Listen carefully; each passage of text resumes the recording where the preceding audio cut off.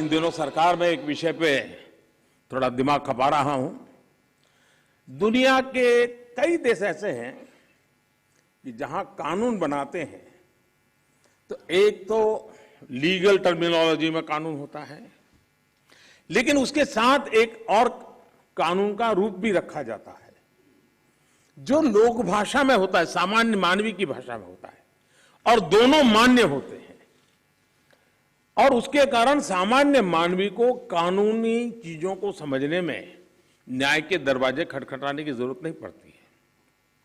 हम कोशिश कर रहे हैं कि आने वाले दिनों में हमारे देश में भी कानून एक पूरी तरह लीगल टर्मिनोलॉजी हो, लेकिन साथ साथ वही बात सामान्य व्यक्ति की समझ में आए उस भाषा में, और वो भी दोनों एक साथ असेंबली में या पार्लियामेंट में पारित हो, ताकि आगे चल करके सामान्य मानवी उसके आधार पर अपनी बात रख सकता है। दुनिया के कई देशों में ये परंपरा है। अभी मैंने एक टोली बनाई है, वो उसका अध्ययन कर रही है। साथियों, हमारे देश में आज भी हाई कोर्ट्स और सुप्रीम कोर्ट की सारी कार्यवाही इंग्लिश में होती है, और मुझे अच्छा लगा सीजेआई ने स्वयं ने इस विषय को स्पर्श किया। तो कल अखबारों को पॉजिटिव खबर का अवसर तो मिलेगा अगर उठा ले तो।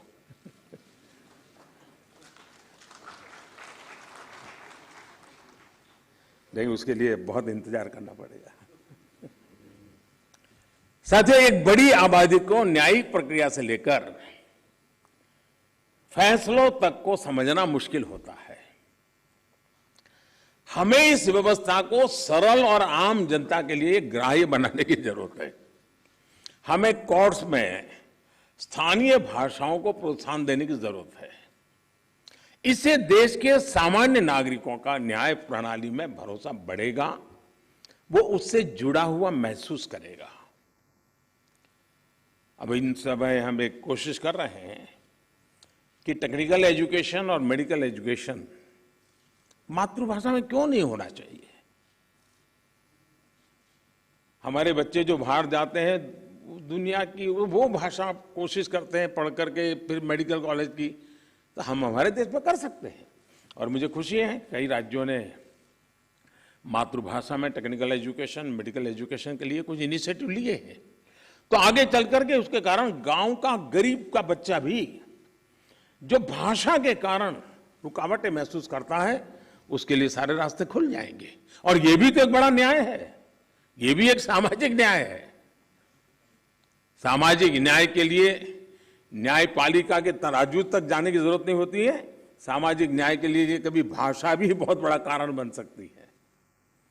साथियों, एक गंभीर विषय सामान्य आदमी के लिए कानून की पेचीदगियां भी है। 2015 में हमने करीब 1800 ऐसे कानूनों को चिन्हित किया था जो अप्रासंगिक हो चुके थे।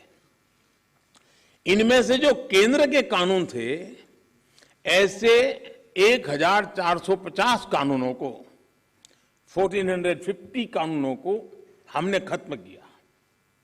लेकिन राज्यों की तरफ से केवल 75 कानून ही खत्म किए गए। मैं आज सब बड़ी आदरणीय मुख्यमंत्रीगण यहां बैठे हैं, मैं आपसे बहुत आग्रह करता हूं कि अपने राज्य के नागरिकों के अधिकारों के लिए, उनकी ईज ऑफ लिविंग के लिए आपके यहां भी ये कानूनों का इतना बड़ा जाल बना हुआ है, कालबाह्य कानूनों में लोग फंसे पड़े हैं, उन कानूनों को निरस्त करने की दिशा में आप कदम उठाइए। लोग बहुत आशीर्वाद देंगे जी। आज देश में करीब 3.5 लाख प्रिजनर्स ऐसे हैं जो अंडर ट्रायल है और जेल में है। इनमें से अधिकांश लोग गरीब या सामान्य परिवारों से। हर जिले में डिस्ट्रिक्ट जज की अध्यक्षता में एक कमेटी होती है ताकि इन केसेस की समीक्षा हो सके, जहां संभव हो बेल पर उन्हें रिहा किया जा सके। मैं सभी मुख्यमंत्रियों और हाई कोर्ट के जजेस से अपील करूंगा कि मानवीय संवेदनाओं, उन संवेदनाओं और कानून के आधार पर इन मामलों को भी अगर संभव हो तो प्राथमिकता दी जाए। इसी तरह न्यायालयों में और खासकर स्थानीय स्तर पर लंबित मामलों के समाधान के लिए मध्यस्थता, मीडिएशन भी एक महत्वपूर्ण जरिया है। हमारे समाज में तो मध्यस्थता के जरिए विवादों के समाधान की हजारों साल पुरानी परंपरा है।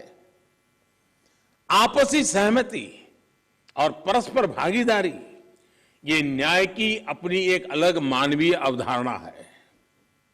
अगर हम देखें तो हमारे समाज का वो स्वभाव कहीं ना कहीं अभी भी बना हुआ है